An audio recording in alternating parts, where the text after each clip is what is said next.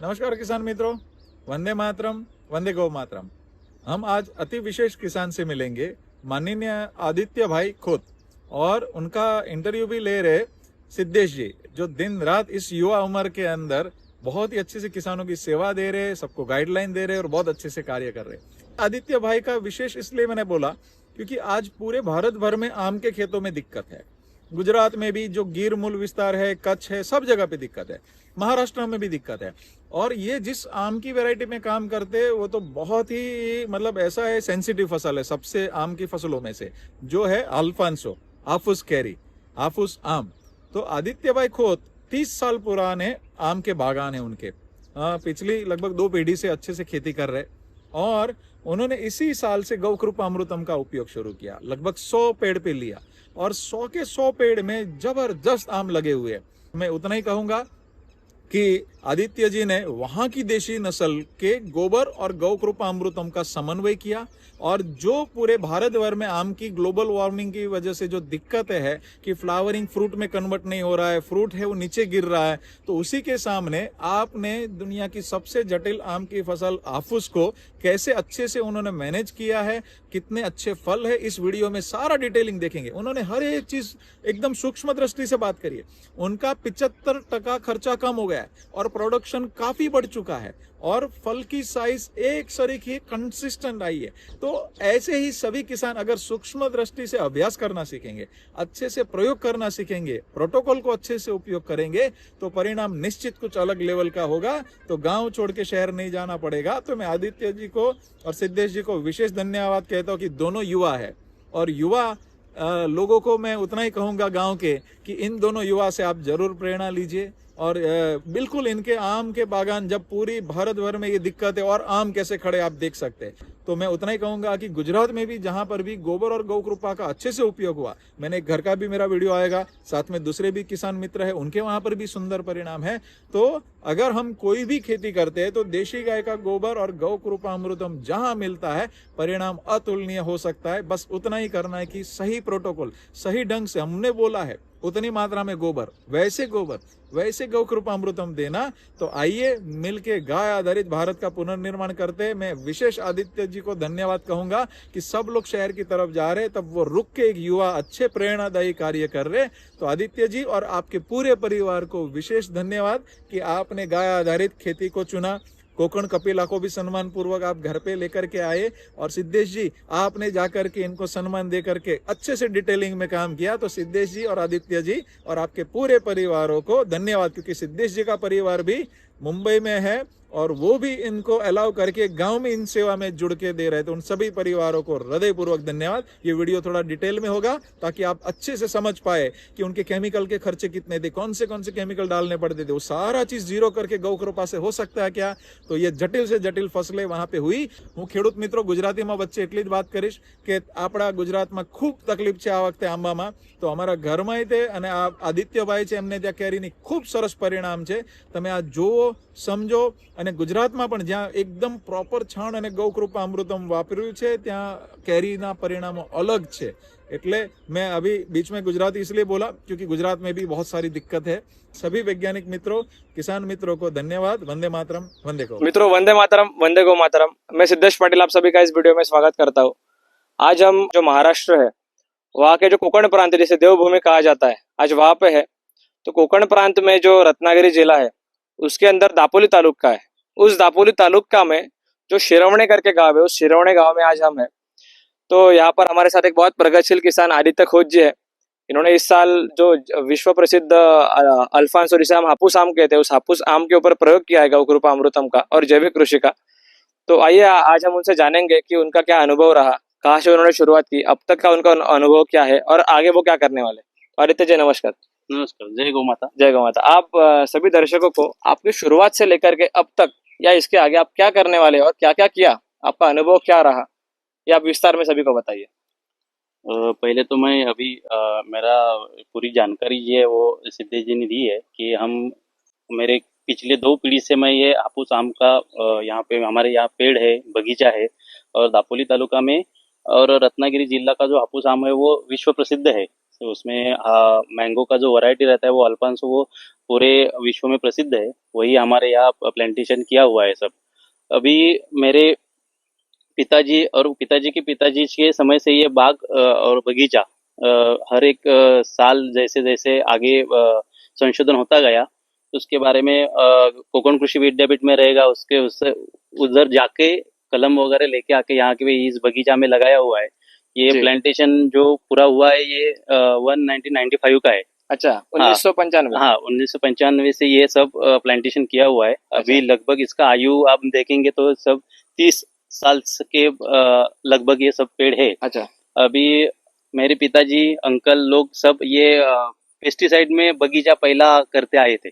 Pesticide का उपयोग किया था, इंसेक्टिसाइड का उपयोग किया था। जैसे जैसे पहले जो सिफारिश विद्यापीठ ने की थी कि जो कुछ मॉलिक्यूल्स बहुत है, नाम बताने लगूंगा तो बहुत लिस्ट लंबी है। तो पहले हमारे यहाँ उसी हिसाब से खेती किया करती थी। तो उस टाइम मैंगो का यील्ड आता था, ऐसा नहीं है कि आम लगता नहीं था, आम भी लगता था। वो पहला जो पीरियड था, यानी कि 2010 से लेके साधारण पहले 15 साल होने के बाद यील्ड आना चालू हुआ, जो बम्पर यील्ड हम कहते हैं वो वहां से चालू हुआ था। तो उस टाइम भी इंसेक्टिसाइड था, लेकिन इतना इंसेक्टिसाइड नहीं था, उतनी रोगराई नहीं थी। तभी एक दो इंसेक्टिसाइड की फवारी करेंगे तो भी काम चल जाता था। जैसे जैसे टाइम बढ़ता गया, जैसे जैसे लागवड यहाँ की सब आगे आजू बाजू में बढ़ती गई, तब से रोग का प्रतिकार बहुत ज्यादा होने लगा। वैसे उसमें हॉपर रहेगा, थ्रिप्स रहेगा, वो अली कहते हैं वो उसका प्रादुर्भाव रहेगा। देखते चलते चलते जैसे जैसे दिन बढ़ते गए, साल बढ़ते गए, ग्लोबल वार्मिंग का भी एक समस्या है जो अब पूरी विश्व को आगे जाके उसको फेस करना है, वो अभी से चालू हुआ है। इस साल का टेम्परेचर हम देखेंगे तो कोंकण का टेम्परेचर 41-40 सेल्सियस हुआ था, 41 पे गया था। इधर मेरे बगीचे में भी मैंने लगाया है टेम्परेचर, तो उसपे भी 41, एक साधारण 3 मार्च से लेके 8-10 मार्च तक 41 टेम्परेचर रहा था इधर। अच्छा। तो इसका इम्पैक्ट बहुत होता है पेड़ के ऊपर या फिर आम के बगीचे के ऊपर, उसका इम्पैक्ट बहुत रहता है। तो उस टाइम पानी देने का रहता है, वो सब क्या है, ये इससे प्रोडक्शन कॉस्ट बहुत ज्यादा बढ़ती है। और जैसे जैसे ये ग्लोबल वार्मिंग चल रही है, उसके हिसाब से जो वातावरण में बदलाव जो आ रही है, उस हिसाब से रोगराई भी बहुत बढ़ गई है जी। वो रोगराई बढ़ गई है, इसका मतलब वो इतना बेहिसाब से बढ़ गई है कि आज हमने फवारी किया है कि 4 दिन बाद ऐसा लगता है अभी हमने फवारा किया है, लेकिन क्या उसका उपयोग नहीं हुआ है। हम दूसरा लेके जाते हैं बाजार में, नहीं नहीं वो परसों दिया था, वो कुछ काम नहीं किया, ऑफर गया नहीं, हमको उससे भी आगे का मॉलिक्यूल दे दो। अच्छा, उससे भी और जहरीला। वो तो बोलेगा हाँ ठीक है, वो उससे भी महंगा है, तो फिर वो लाके वो फवारा। ऐसे हमने पिछले 2014 से लेके 2025 तक 11 साल में आम का जो पूरा सीजन रहता है उसमें कभी कहीं हाईएस्ट हमने 11 स्प्रे लिए है। 11 स्प्रे। 11 स्प्रे एक सीजन सीजन में। लिए। हाँ, अरे बाप रे। तो वो लगभग 2016 से 18 का पीरियड था, उस टाइम ऐसे 11 स्प्रे हमने लिए। अच्छा। और हर साल का एवरेज निकालेंगे तो 7 स्प्रे 8 स्प्रे उतने तो लगते ही है। उसमें इंसेक्टिसाइड हर स्प्रे में इंसेक्टिसाइड बदल के लेना पड़ता है। जो पहले लिया है वो आगे काम नहीं करता है, उससे ज्यादा महंगा, उससे ज्यादा अच्छी वाली कंपनी चाहिए। वो जो दुकानदार देगा यही अच्छा है, वो हम लेके आएंगे, उसके ऊपर फवारेंगे, अप्लाइंग करेंगे, और उसके बाद जो कुछ रिजल्ट आएगा उस हिसाब से चलेंगे। ऐसे ही आज तक की खेती रही है। अच्छा। लेकिन गेले 2 साल से अभी 2 साल से 3 साल पहले कोरोना आया था। कोरोना से मैं घर पर ही था, तो वह यूट्यूब पे सर्च कर रहा था, तो उधर सेंद्रिय खेती या फिर जैविक खेती, जैविक खाद, उसके बारे में मैं सोच ही रहा था। तभी मैंने 2018 में मेरी खुद की गौशाला भी खुलवाई है। अरे वाह। तो वहाँ पे अभी मेरे 26-27 गाय है जो कोकण कपिला है। अच्छा। गांव की इधर का लोकल ब्रीड है। तो उसके उधर से जो बछड़ा देने वाले थे, वो मैंने यहाँ पे आके उसका संगोपन किया है। उसका गोमूत्र भी संकलन करता हूँ, उसका गोबर भी संकलन करता हूँ। और वो ज्यादा से ज्यादा यहाँ खेत में कैसे उसका अप्लाई करेंगे इस बारे में सोच रहा था। तभी गोपाल भाई सुतारिया जो गुजरात के हैं, उनका जो गो कृपामृत करके एक उन्होंने एक कल्चर बनाया है, उसके बारे में मैं वीडियो देख रहा था। 2 साल सिर्फ वीडियो ही देख रहा था कि उन्होंने उनके 2-4 वीडियो है, वो पालक में किया है, जी। उसके आश्रम में जो लड़के हैं वो गुरुकुल में उनके, हाँ, गुरुकुल के हम्म, वो उधर छोटा छोटा जमीन का टुकड़ा लेके उस पे प्रयोग करते प्रयोग हैं। कर रहे हैं वहां पे। तो उधर वो देख रहा था कि ये हमारे आम में भी काम करेगा क्या। हम्म, वैसे आम पे किया है ऐसा एक भी वीडियो मैंने पहले देखा नहीं था 2 साल पहले। जी। लेकिन उधर के बाकी के जो फल है उसमें उनका प्रयोग किया हुआ मैंने वीडियो देखा, तो मैंने बोला कि अभी आम में करेंगे, जो कुछ होगा वो देखा जाएगा। पर अच्छा, वो मतलब आपने सट्टा खेला इस बार। हाँ, क्योंकि इतना इंसेक्टिसाइड पे खर्चा करते हैं, सब करते हैं, तो एक बार जैविक के यहाँ जाके तो देखते हैं कि क्या होता है, असली में रिजल्ट है या नहीं है। जी। इसलिए मैंने मेरा पूरा इधर एरिया है जो 500 पेड़ का है, और मेरे एक लीज पे बाग ली है, उधर भी 500-600 झाड़ है, पेड़ है उधर भी। जी। तो मैंने बोला कि इस साल हम एक प्रयोग पे एक 100 का पेड़ को ये गो कृपामृत करके देखेंगे। वो तो उतना भी कर सकते हैं, क्योंकि गो कृपामृत डालने के लिए, उसको अप्लाई करने के लिए, उसका कल्चर करने की तैयार करने के लिए मैंने देखा तो मैन पावर बहुत लगता है। ऐसा नहीं है कि इंसेक्टिसाइड का कैसा रहता है, एक बाटली 1 लीटर लेके आओ, डालो, स्प्रे तो करो। डालो और स्प्रे करो। वो उतना आसान नहीं है कि जितना गो कृपामृत का बहुत ही कठिन है उसकी प्रोसेस। जी। उसको मैन पावर भी ज्यादा लगता है। तो मैंने नवंबर तक हमारे यहाँ अभी मेरे को लगा कि अब फ्लावर आने वाला है पेड़ को, तभी मैंने उधर अहमदाबाद जाने ही वाला था। तब कोकण कृषि विद्यापीठ में हमारी एक बैठक थी।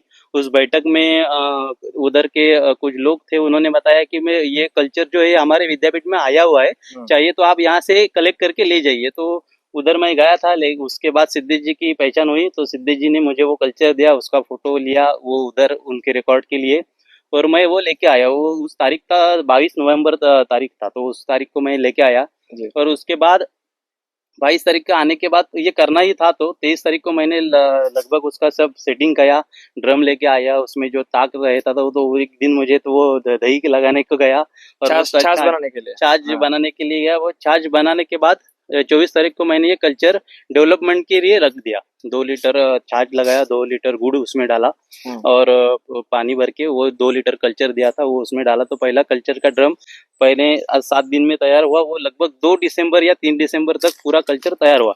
लेकिन मेरे यहाँ पेड़ 100 थे, तो वो मैं अप्लाई नहीं हुआ, तो उसका मल्टीप्लिकेशन करने के लिए मैंने और 10 ड्रम लेके आया, और 10 ड्रम में हर एक दिन, क्योंकि कोकण कपिला जो वैरायटी है वो ज्यादा दूध नहीं देती है, बराबर। तो जैसे दूध देगी, आज 2 लीटर दिया तो 2 लीटर का दही लगाया, उसका ही 2 लीटर का 6 लीटर छाछ बनाया, और छाछ बना के आज 2 ड्रम हुए, कल 3 ड्रम हुए।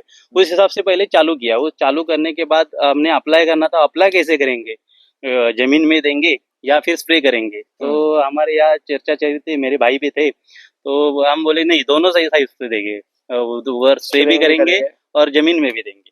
तो उसके लिए और भी ज्यादा कल्चर बनाना पड़ेगा। तो फिर गया, फिर 500 लीटर का 2 टंकी लेके आया। तो 500 लीटर का टंकी का लिया था, तो पहला स्प्रे के लिए कम लगता है, मैं तो पहले स्प्रे कर लिया। और 500 लीटर का जो टंकी लाया था उसमें जो कल्चर रखा था वो हम जमीन में देने के लिए उसको रखा, ड्रेंचिंग के लिए। अच्छा। उसके बाद देना कैसा है उसके बारे में भी कुछ आइडिया नहीं था, तो हमने हमारे हिसाब से 1:4 का रेशो लगाया। यानी कि 1 लीटर गोकृपामृत को 4 लीटर पानी के हिसाब से मिला के 5 लीटर वो बना के घोल जमीन में उधर छिड़काव करने का। आपने एक पौधे में वो कितना डाला लगभग नीचे? वो एक पौधे में हमने एक टाइम पे, यानी दर 8 दिन के बाद, हर हफ्ते एक दिन ऐसे वार उसको वेरीफाई किया, रविवार या सोमवार, और उस टाइम पे हमने दर हफ्ते में उसको एक झाड़ को 10 लीटर गोकृपामृत जाएगा। इस हिसाब से 10 लीटर गोकृपामृत और 40 लीटर पानी, अच्छा। ऐसे करके 50 लीटर घोल हमने एक पेड़ को दिया है हर अच्छा। हफ्ते। वो 50 लीटर का आपने जो द्रावण बनाया, वो द्रावण अपने मूल में अलग अलग जगह पे छोड़ा, वो पेड़ के? हाँ, पेड़ के लिए जमीन में 4 गड्ढे किए हुए, उस 4 गड्ढे में हमने 10-10 लीटर का 4 बाल्टी, और जो रहेगा वो फिर आस में उस 4 गड्ढे में दिया है। तो शुरुआत से आपने जब से डाला, तो फ्लावरिंग से लेकर के अभी तक ये जो फ्रूट दिख रहा है, तो आप ये स्टेजेस बताइए कि आपको पारंपरिक जो करते हैं उसमें और इस पद्धति में क्या फर्क दिखा? पारंपरिक और इस पद्धति में फर्क ये दिखा कि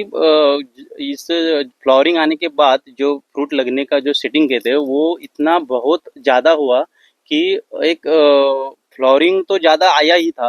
वो फ्लावरिंग आने के बाद वो हमने स्प्रे किया गोकृपामृत का।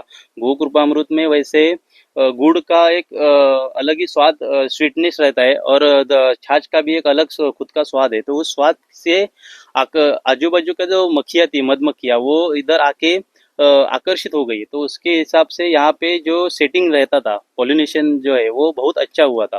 मैंने एक पेड़ को पॉलिनेशन होने के बाद हिलाया था, तो वो छोटा कैरी रहता है यहाँ पे, जी। तो हिलाने के बाद वो जो उधर से ड्रॉपिंग हुआ था, तो एक हिलाने के बाद ड्रॉपिंग हुआ था, तो वो 400 फ्रूट का ड्रॉपिंग हुआ था। अच्छा, मतलब 400 कैरियां गिरी थी। हाँ, गिर गई ऊपर से पेड़ से। ऐसे मैंने ड्रॉपिंग 3-4 बार किया था। मतलब 300-400 जो कैरियां हाँ। गिरी, ये आपने 3-4 बार गिराया। 3-4 बार गया था। हाँ। उसके बाद भी अभी आप आम पे देखेंगे, यहाँ पे एक एक पेड़ पे अभी 300 350, कहीं पे 400, जैसे पेड़ की कैनोपी रहेगी उस हिसाब से आम लगे हुए हैं। लेकिन इतना आम पहले जब केमिकल में काम कर रहे थे या फिर पहले रासायनिक में काम करते, इतना बहुत ज्यादा नहीं लगता था। हाँ। और यहाँ पे अभी किया जो हमने 100 पेड़ चुन के लिए है गो कृपामृत के प्रैक्टिस के लिए, वो 100 के 100 पेड़ पे ऐसा ही बेरिंग है। ऐसा नहीं, एक जैसा बेरिंग है। अच्छा। ऐसा नहीं है कि एक पेड़ को आया है, एक पेड़ के आया ही नहीं है, कि क्योंकि इसको कम लगा है, उस पर ज्यादा लगा है। और साइजिंग भी देखेंगे तो हर फ्रूट का साइजिंग लगभग एक समान जैसा है। नहीं तो रासायनिक में हम काम कर रहे थे तो तब क्या था, झाड़ का एक बाजू पूरा खराब होके जाता था जहाँ पे रोग आता था। तो उस टाइम ऐसा नहीं हुआ है, सब बेरिंग एक बराबर रहा है, फ्रूट साइज भी अच्छा रहा है।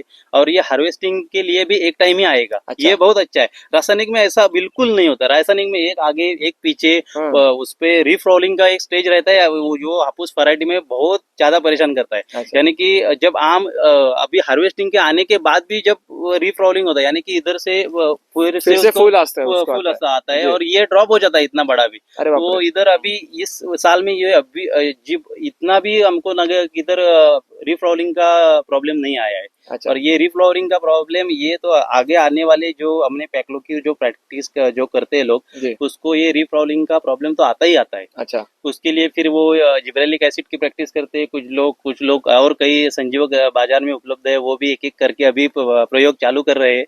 लेकिन ये गो कृपामृत में हमको इसका बहुत अच्छा रिजल्ट मिला है इस बार रीफ्लोरिंग के इसमें। और अभी देखेंगे कि ये सब खेती जो है वो लास्ट में, यानी कि एंड में जहाँ पे रुकती है, वो सब अर्थशास्त्र भी बैठना चाहिए। हाँ, बरोबर है, सबसे महत्व का भाग है कि हम खेती कर रहे हैं, लेकिन उस खेती में हमको फायदा हो रहा है या नुकसान हो रहा है, या खर्चा ज्यादा और उत्पादन कम, ऐसा होएगा तो खेती कौन करेगा? कोई खेती के बारे में, या ये तो ये है कि पहले तो धूप में काम करो और फिर भी नुकसान में जाओ, ऐसा रहेगा तो कोई खेती नहीं करेगा। तो इसलिए अभी इसका अर्थशास्त्र हम समझ लेंगे तो ये मैंने शुरुआत में बताया कि 7-8 स्प्रे लगते थे हमको केमिकल के। अभी स्प्रेइंग का खर्चा तो केमिकल स्प्रे करना है वो भी उतना ही आएगा, और गो कृपामृत करना है वो भी उतना ही मतलब आएगा। जो मजदूरी को हम पैसा देते हैं वो एक ही लगना है, अलग ही लगना है। लेकिन हम रासायनिक जो औषध लेके आते हैं मॉलिक्यूल, हाँ, वो अभी देखेंगे तो 1,000 रुपए लीटर से लेके 8,000 रुपए लीटर तक मिलता है।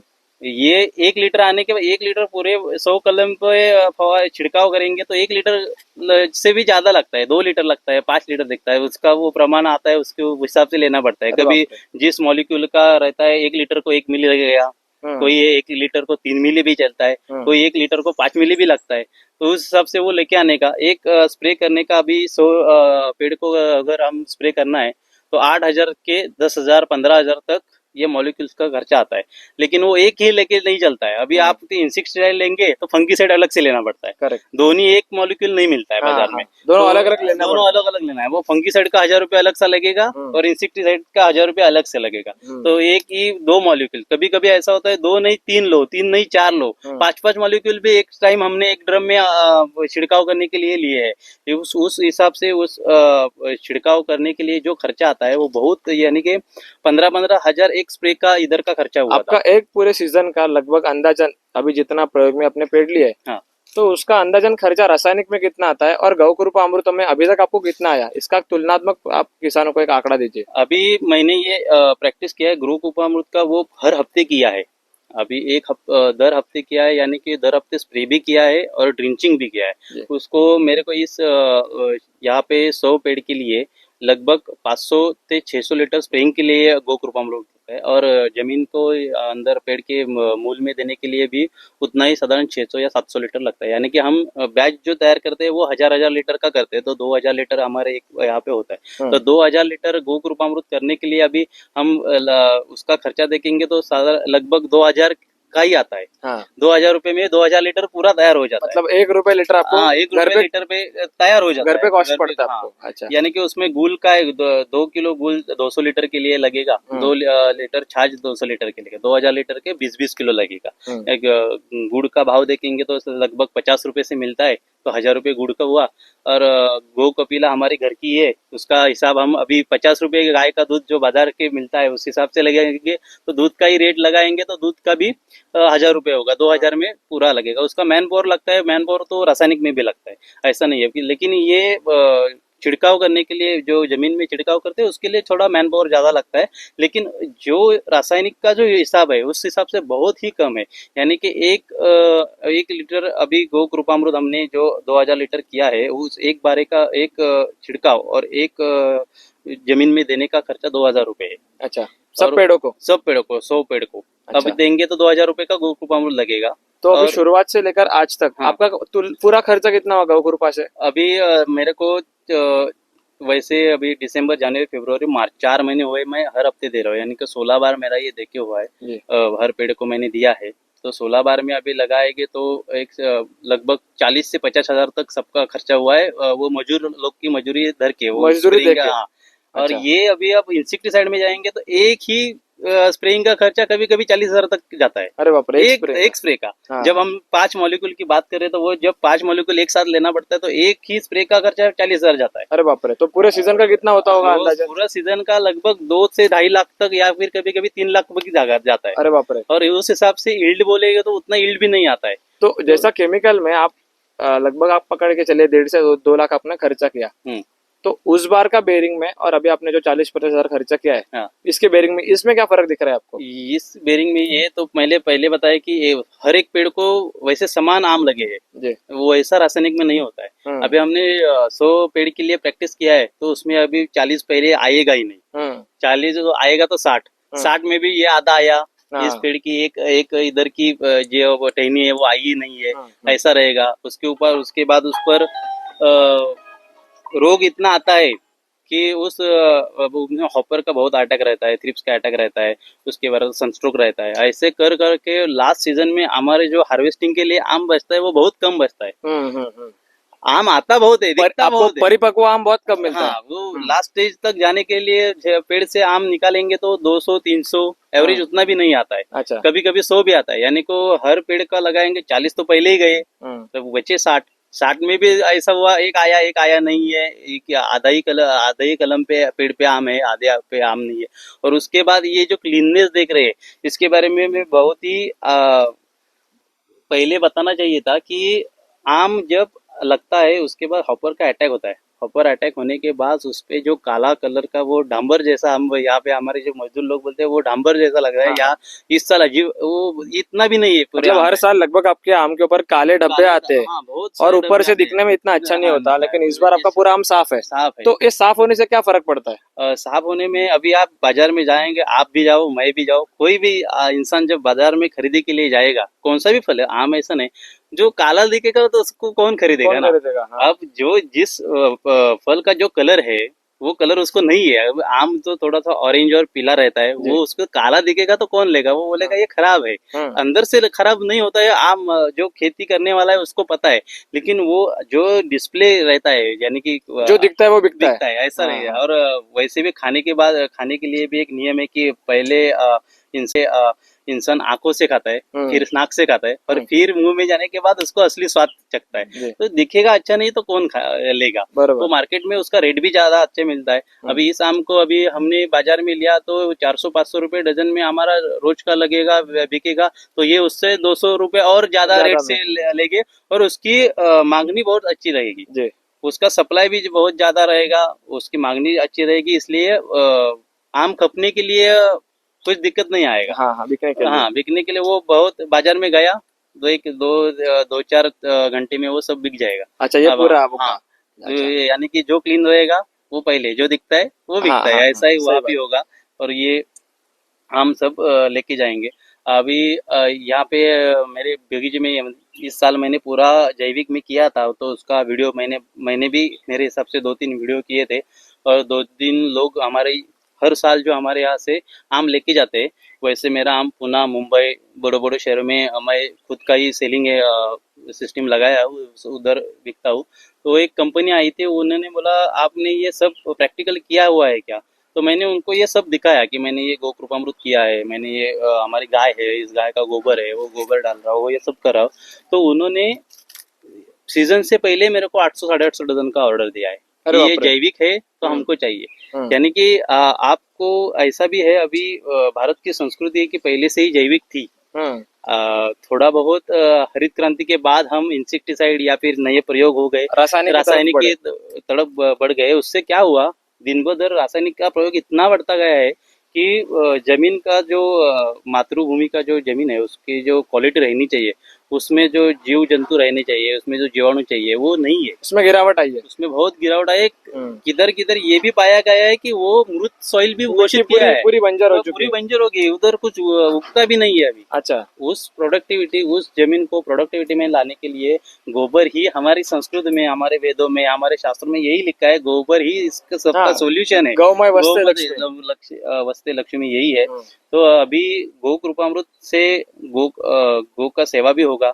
वैसे गौ माता हर एक के घर में होनी चाहिए। हमारा दुर्दैव है कि भारत में रह के हमारे हर घर में गौ माता नहीं है, ये दुर्दैव है हमारा। और यहाँ कोकण में भी आप अभी सब जगह देखेंगे तो माइग्रेशन बहुत ज़्यादा बढ़ गया है। मुंबई शहर बहुत नज़दीक आ गया है, वाहतुक की व्यवस्था बढ़ गई है, आने जाने के लिए बहुत पहले जैसा दिक्कत नहीं है, ट्रेन और वाहतुक व्यवस्था हो गई है। तो सब लोग इधर से खेती छोड़ के नौकरी के लिए सब मुंबई जा रहे हैं। मुंबई पुणे जा तो रहे जो हैं। लोग कोकण छोड़ के, गांव छोड़ के शहर जाते हैं, तो आप उनको क्या अनुरोध करेंगे आपके माध्यम से? मेरे को यही बोलना है यहाँ पे कि हमारी जो जमीन है ये हमारी माता है, जैसे गौ माता है वैसे वो भी माता है, हमारी खुद की माता है ही। लेकिन अब प्रकृति के हिसाब से देखेंगे तो पहले पृथ्वी हमारी माता है। जी। जो अब पृथ्वी को माता कहेंगे तो उसके रहने वाली हमारी माँ गौ माता है। यहाँ का जो निसर्ग है ये भी हिंदू संस्कृति में उसको अभी देवताओं का स्थान दिया हुआ है। जी।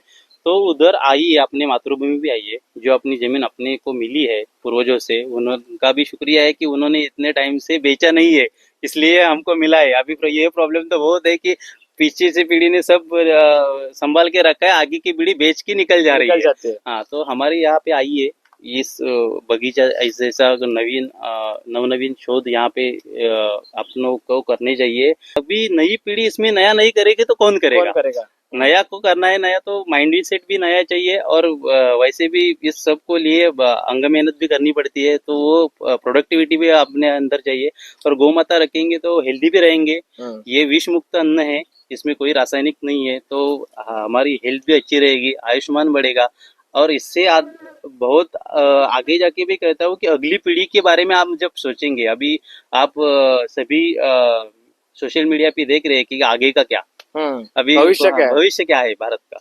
तो भारत के भविष्य के लिए ये सब को एक जैविक या फिर रासायनिक से बचाकर जैविक के पास जाना चाहिए। सब अन्न विष मुक्त होना चाहिए। ये होने के लिए बहुत समय जाएगा, लेकिन किसी को तो इसकी शुरुआत में करना पड़ेगा। ये जो जैविक कृषि की हम बात करते हैं, तो इसके अंदर स्थानीय नस्ल का ही चुनाव क्यों करना चाहिए? मतलब लगभग आज लोग तो गिर साहिवाल लेके आते हैं बाहर से, अच्छा, आपने कोकण कपिला क्यों चुने?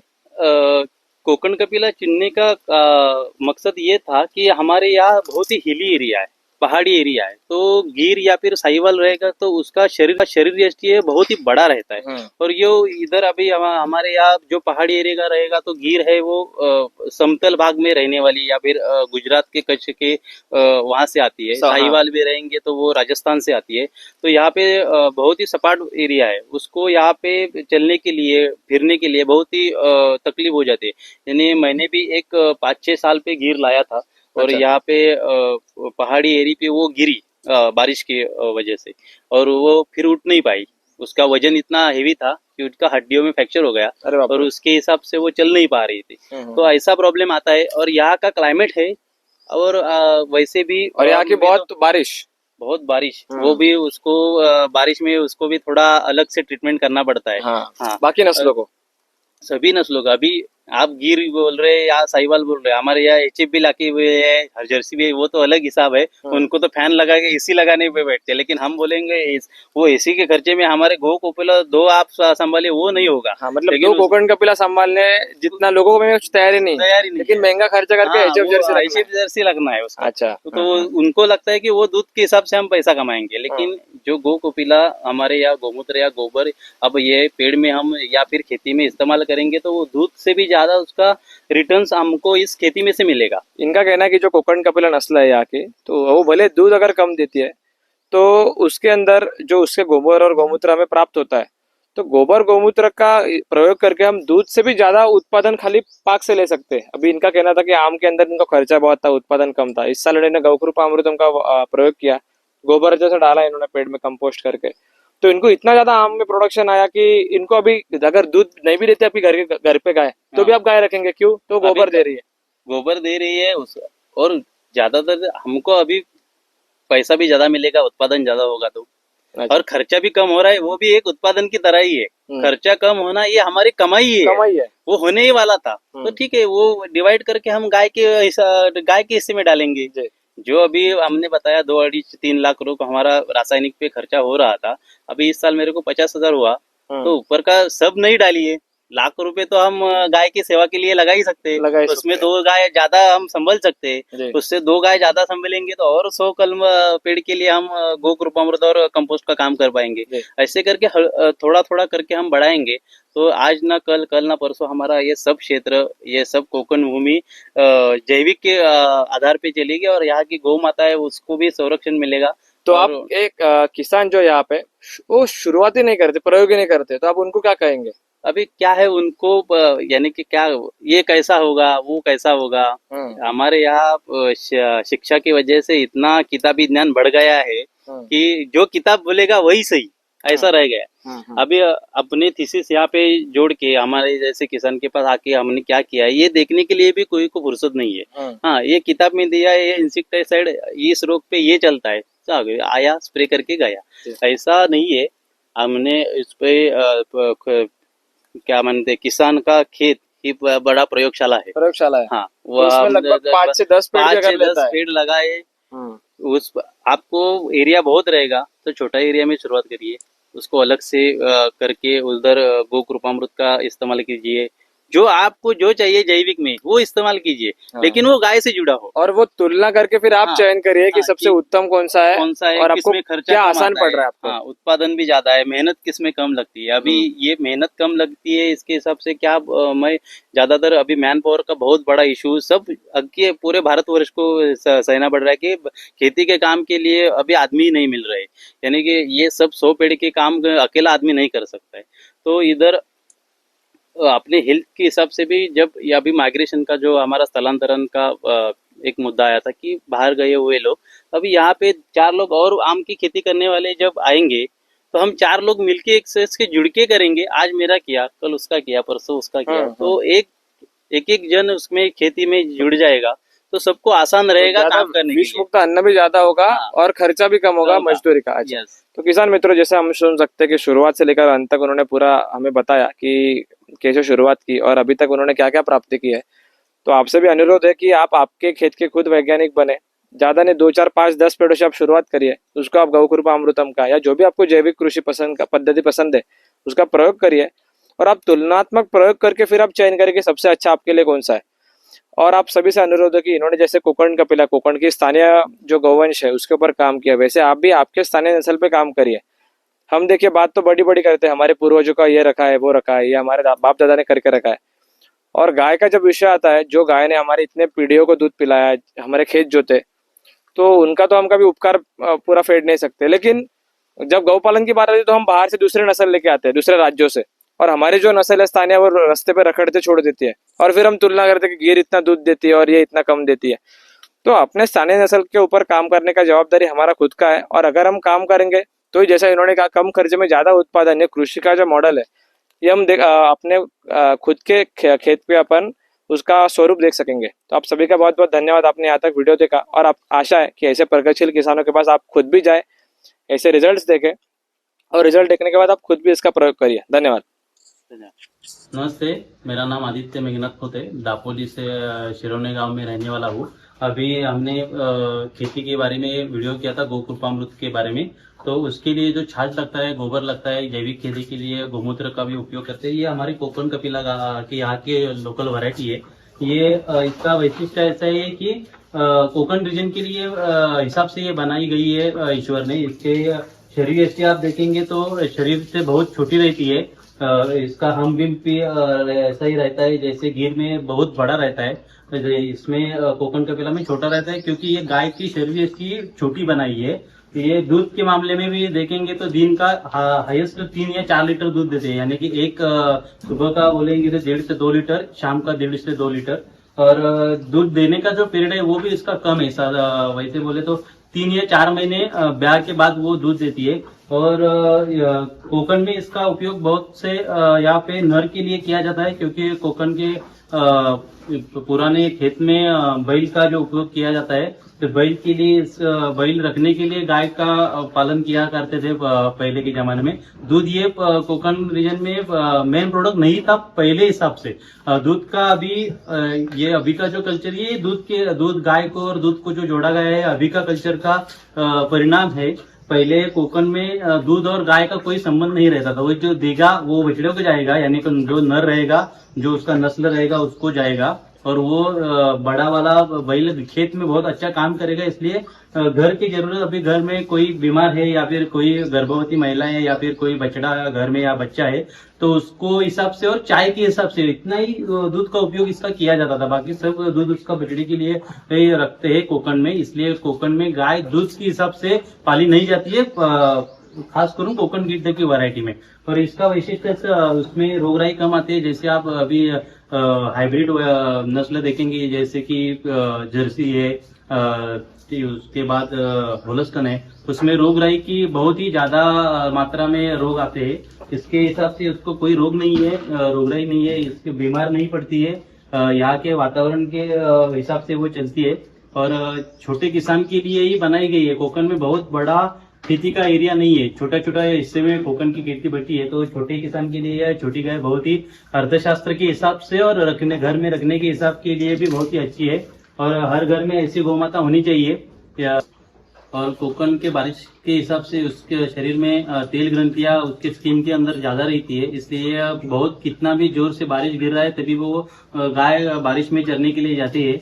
और उसको अलग से कुछ खाने का बंदोबस्त नहीं करना पड़ता है। जो यहाँ पे भात यानी कि राइस का जो मेन उत्पादन कोकण में उसके जो वेस्ट रहता है उसपे वो फलती है। और यहाँ पे जंगली पहाड़ी एरिया में जो कुछ भी रहेगा घास फूस, वो खाके वो अपना दिनचर्या या फिर अपना जीवन का गुजारा करती है। इसलिए उसको ज्यादा खाने के लिए कोई ग्रास लगाना है या फिर उसके खाने के लिए कोई और खेत में उत्पादन लेना है, ऐसा कुछ नहीं करना पड़ता है। जैसे कि जर्सी और होलस्टन में हम देखते हैं कि उनके लिए मक्का यानी कि हाथी ग्रास या फिर नए नए अभी नेपियर वगैरह ग्रास लगाए, क्योंकि इसका दूध का उत्पादन भी कम है। और दूध की क्वालिटी देखेंगे तो ग्रंथों में भी लिखा है जिस गाय का कलर अभी काला रहेगा तो उसका बहुत ही दूध अच्छा है। और वैसे भी देखेंगे कि जो गाय दूध जितना कम देती है उतने मात्रा में उसमें प्रोटीन्स और सब विटामिन की मात्रा बहुत ही ज्यादा रहती है। इसलिए कोकण गाय हमारे हिसाब से बहुत ही अच्छी है।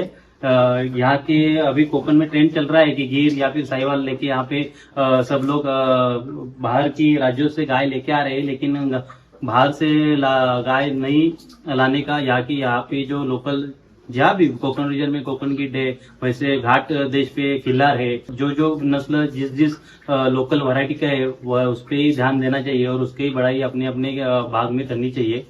और हर एक किसान के पास एक ही गौ माता होनी चाहिए, एक कम से कम एक, ज्यादा कितनी भी रख सकते हैं। हमारे यहाँ तो 10-12 है, तो जिसको गौ माता रखनी है तो वो सब ऐसे सेटअप करके उसको भी उस वातावरण में रहने के लिए आनंद होना चाहिए। नहीं तो कहीं भी छोड़ के रखेंगे तो अच्छा नहीं लगता है। अभी रास्ते पे भी हम घूमते हुए गाय देखते हैं, वो भी हमारे यहाँ बहुत ही सब महाराष्ट्र में समझते हैं कि गाय रास्ते पे छोड़ के रखी है सबने, तो किसी ना किसी को उसको पालना जरूरी है। और हर किसान के पास गाय होना जरूरी है, क्योंकि उसका जो गोमूत्र है, दूध है, गोबर है, उसका खेती में बहुत ही अच्छा प्रयोग होता है और उससे ज्यादा उत्पादन में बढ़ोतरी मिलती है। और उस उत्पादन के बढ़ोतरी में जो हमें को आर्थिक फायदा होगा उस हिसाब को लगा के हम इसको पालेंगे।